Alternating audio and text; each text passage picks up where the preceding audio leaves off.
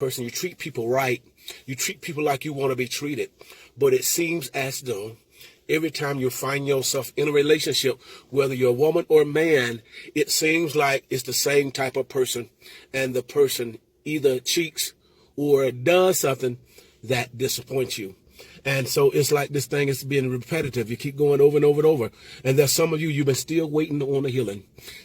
God told you, you know that God's going to heal you, but it seems like it's been delayed.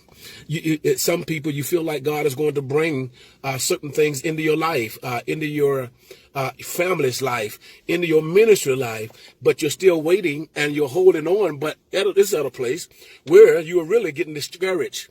You really want to throw in the towel, but you don't, but you're fighting not to.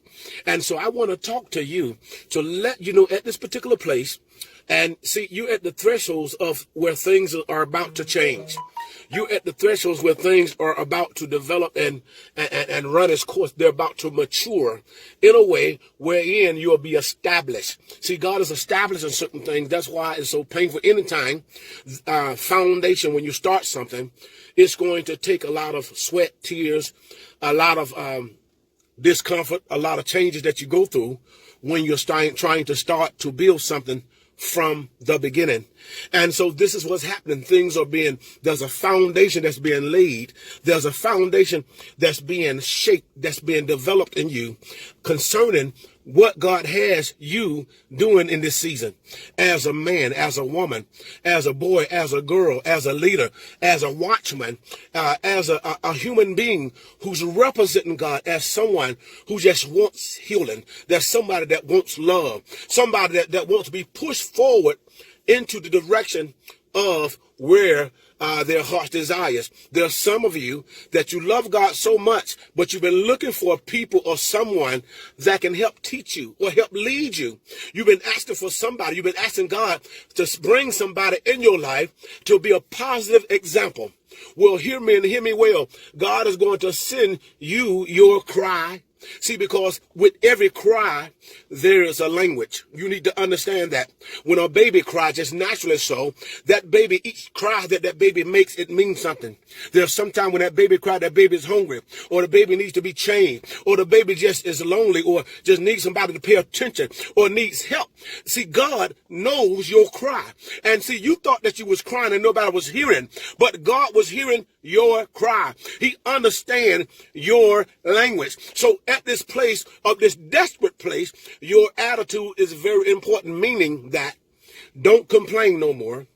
I know you're frustrated, but be careful what comes out your mouth. See, because there's life and there's death in what's in your mouth. And so God wants you to be careful about the temperament of what comes out of your mouth, because it is an offering.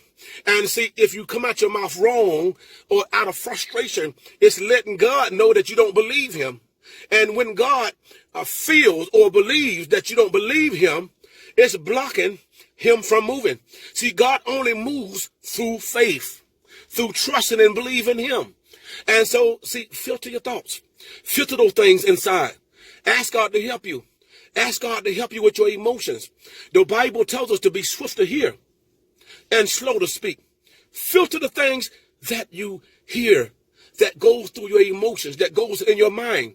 It's not always permitted for you to say everything that you see. Some stuff that you even have in a dream, God wants you to pray for those things. As prayer warriors, as a seer, some stuff that God reveals to you or you see, it's not that it's going to happen, but it's there that you pray against it, that it don't happen. It's not always to brag or say what you see.